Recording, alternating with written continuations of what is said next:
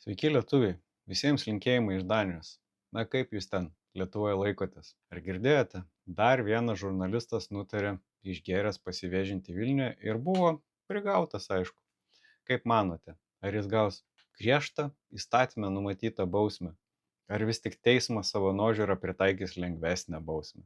Lietuvoje yra vieša paslaptis, kad garsiems viešumoje gerai žinomiems asmenims taikomos lengvesnės nei įstatyme numatytos bausmės. Kaip šį sykį bus? Ar Lietuvoje visi lygūs prieš įstatymą, ar vis tik Lietuvoje dominuoja lygios ir lygesnės kiaulės? Atkreipkite dėmesį, niekas nieko dabar nepasakoja, neviešina detalių, nors jos akivaizdu žinomos ir, gana aiškios.